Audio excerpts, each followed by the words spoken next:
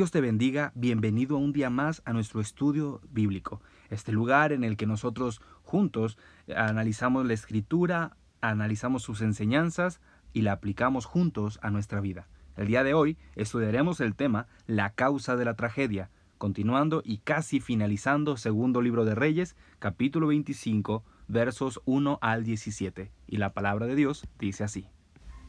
Aconteció a los 9 años de su reinado, en el mes 10, a los 10 días del mes, que Nabucodonosor, rey de Babilonia, vino con todo su ejército contra Jerusalén, y la sitió, y levantó torres contra ella alrededor. Y estuvo la ciudad sitiada hasta el año 11 del rey Sedequías. A los 9 días del cuarto mes prevaleció el hambre en la ciudad, hasta que no hubo pan para el pueblo de la tierra. Abierta ya una brecha en el muro de la ciudad, huyeron de noche todos los hombres de guerra por el camino de la puerta que estaba entre los dos muros, junto a los huertos del rey. Estando los caldeos alrededor de la ciudad, el rey se fue por el camino de Arabá, y el ejército de los caldeos siguió el rey, y lo apresó en las llanuras de Jericó, habiendo sido dispersado todo su ejército. Preso, pues, el rey, le trajeron al rey de Babilonia en Ribla, y pronunciaron contra él sentencia. Degollaron a los hijos de Sedequías en presencia suya, y a Sedequías le sacaron los ojos, y atado con cadenas los llevaron a Babilonia. En el mes quinto, a los 7 días del mes, siendo el año 19 de Nabucodonosor, rey de Babilonia, vino a Jerusalén Nabuzaradán, capitán de la guardia, siervo del rey de Babilonia, y quemó la casa de Jehová y la casa del rey, y todas las casas de Jerusalén, y todas las casas de los príncipes quemó a fuego.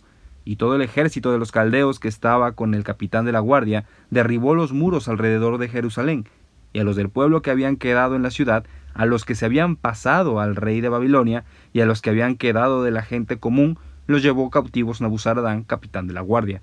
Mas de los pobres de la tierra dejó Nabuzaradán, capitán de la guardia, para que labrasen las viñas y la tierra. Y quebraron los caldeos las columnas de bronce que estaban en la casa de Jehová, y las brasas, y el mar de bronce que estaba en la casa de Jehová, y llevaron el bronce a Babilonia. Llevaron también los calderos, las paletas, las despabiladeras, los cucharones, y todos los utensilios de bronce con que ministraban, incensarios, cuencos, los que de oro en oro, y los que de plata en plata. Todo lo llevó el capitán de la guardia. Las 2 columnas, un mar y las basas que Salomón había hecho para la casa de Jehová. No fue posible pesar todo esto. La altura de una columna era de 18 codos, y tenía encima un capitel de bronce. La altura del capitel era de 3 codos, y sobre el capitel había una red y granadas alrededor, todo de bronce, e igual labor había en la otra columna con su red. Cuando nos sucede algún problema, cuando tenemos alguna dificultad, ¿qué hacemos? Sé que hemos planteado esta pregunta muchas veces a lo largo de este estudio del segundo libro de Reyes. Sin embargo, quiero que esa pregunta quede plasmada en tu corazón para cuando venga esa situación difícil. Incluso si esa situación ya existe, bueno, es momento de responderlo. ¿Qué hacemos cuando viene un problema, cuando llega el dolor a nuestras vidas? Puede ser una de 2 razones.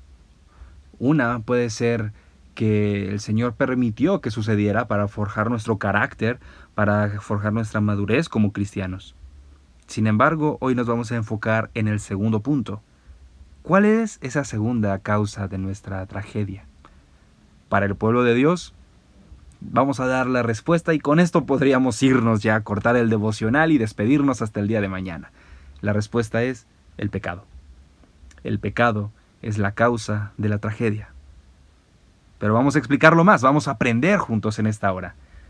En nuestra historia bíblica nos enseña que el rey de Babilonia puso un sitio a Jerusalén por 2 años. ¿Qué es un sitio?, te preguntarás. Bueno, en aquella época un sitio era que el ejército enemigo rodeaba toda la ciudad que estaba por conquistar, evitando así que entraran y que salieran mercaderes, personas que distribuían a venta de animales, venta de alimentos, venta de frutas, verduras y cosas que se necesitan para subsistir.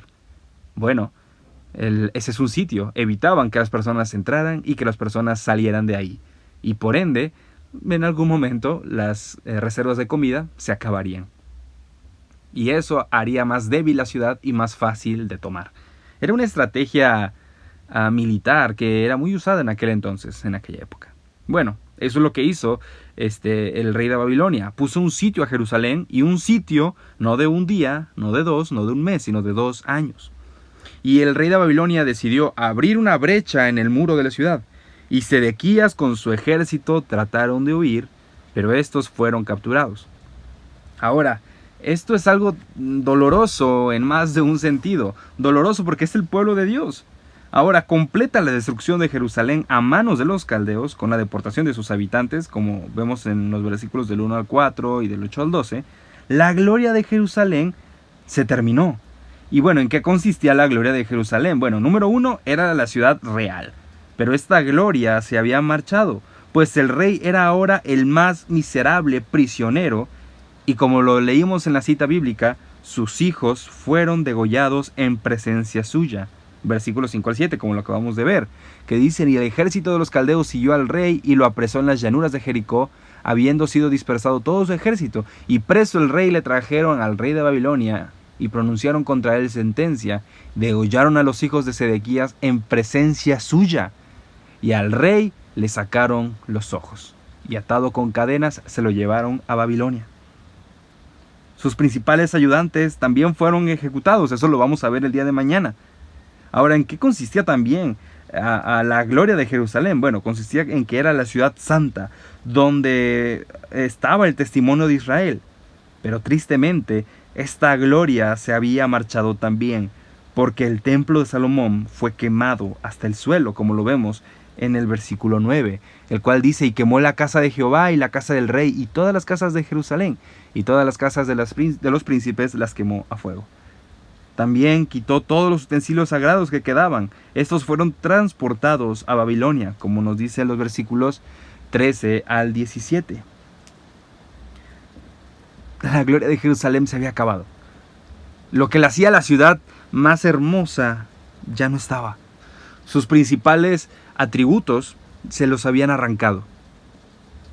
Ahora, esto ya es la consecuencia final, pero ¿qué provocó esta consecuencia? Amados hermanos, llevamos más de 25 capítulos leyendo cómo Dios les mandaba profeta tras profeta para que le guiaran al pueblo por el camino correcto. En otros libros, como en Jeremías, Isaías, vemos cómo estos profetas también le daban estos mensajes al pueblo de parte de Dios, diciéndoles: arrepiéntete de tu pecado, aléjate de la idolatría y busca a Dios. Sin embargo, el pueblo no hizo caso. Y eso se parece mucho a lo que sucede hoy en día, ¿no lo crees?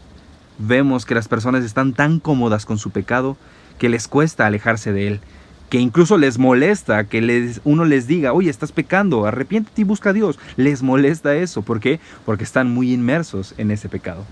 Amados hermanos, no podemos ser indiferentes a esto. No podemos pensar que cuando nosotros pecamos saldremos ilesos de ello. No podemos pensar que, bueno, soy la excepción. Llevo años sirviendo a Dios. Llevo años en el ministerio. Eso no es ninguna garantía. Si tú pecas, amado hermano, si tú y yo pecamos, el pecado causará tragedia en nuestras vidas. Tal vez en corto, mediano o largo plazo, pero el pecado causará tragedias a nosotros y a los que nos rodean también por causa de nosotros. Es probable, claro que sí. Y no lo digo porque el Señor castiga a otros por mi culpa, no, sino que cuando nosotros sufrimos, las personas que amamos y que nos aman también sufren con nosotros. Así que, amados hermanos, tengamos en cuenta esto. El pecado no es algo con lo que podamos jugar. Tenemos el ejemplo del pueblo de Dios, del pueblo de Israel. Vemos cómo Jerusalén también fue un pueblo que despreció a los profetas, despreció la ley, despreció a Dios. Aun cuando el Señor les puso reyes que trajeron reforma, bueno, no les importó. Al pasar de muchos años volvían al pecado. Amado hermano, ¿qué haces con el pecado? Con aquella piedra con la que solías tropezar. ¿Ya te alejaste de él? ¿Nos hemos alejado de ese pecado constante? ¿O de vez en cuando, después de unos años, volvemos y, bueno, volvemos a caer? Nos volvemos a tirar con la misma piedra.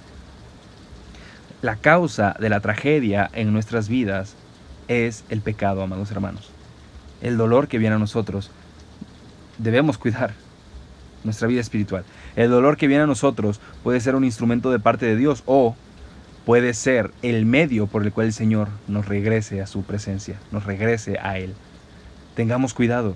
Tengamos cuidado, amados hermanos, de cómo vivimos, tengamos cuidado de cómo hablamos, tengamos cuidado de qué hacemos con lo que conocemos acerca de Dios. El rey de Babilonia destruyó por completo a Jerusalén. Y bueno, dejó nada más a los más pobres de la tierra. Esto ya fue hecho por Nabuzaradán, el capitán del ejército de los caldeos. Dejó a los más pobres para que limpiaran la tierra, tratando de así de humillar al pueblo de Dios, diciendo: ustedes eran una ciudad muy grande y rica y ahora nada más tienen gente pobre. Se llevaron todo lo que le daba gloria a la ciudad de Jerusalén. Pero hagamos una pregunta, amados hermanos. ¿Qué es lo que nos da gloria a nosotros? ¿Nuestros hechos? ¿Nuestros logros? Tiene que ser Dios, amados hermanos. ¿Cuál es la enseñanza que debemos recordar viendo la consecuencia de la desobediencia y del pecado? Hagámonos esta pregunta: ¿cuál es esa enseñanza? ¿Qué aprendo al ver las consecuencias de la desobediencia y del pecado, como lo vimos ayer? Esto ya es algo muy personal. No debemos ceder al pecado, no debemos ceder a la presión de la sociedad, porque vivimos, como dicen hoy en día, ¿no?, en las redes, vivimos en una sociedad en la que las personas le dicen bueno a lo que es malo y le dicen malo a lo que es bueno. Amados hermanos, ¿qué debemos? ¿Qué mensaje nos deja la destrucción del templo? Que el hombre es corruptible y que el hombre es capaz de hacer a un lado la gloria de Dios por la suya, y que el Señor claramente trae consecuencia a cada uno de nosotros, si es necesario. ¿Qué debemos recordar cuando Dios destruya todo? Debemos recordar que Dios es fiel y, como aprenderemos el día de mañana, Dios aún tiene amor. Su amor es constante. Claro, debemos recordar que este es un atributo de Él. Dios, vamos a más allá, no tiene amor. Dios es amor, es lo que Él nos da. Pero bueno, este es un tema que veremos el día de mañana. Que esta enseñanza quede grabada en tu corazón, puedas recordarla siempre, compártela con tus hermanos de la iglesia, familiares, que el mensaje de Dios llegue a todas las personas. Incluso si tienes amigos que no son cristianos o que se alejaron de los caminos de Dios, envíales estos devocionales, pues el Señor a todos nos trae con sus lazos de amor. Que Dios te bendiga y el Señor bendiga su palabra en nuestros corazones. Nos vemos pronto.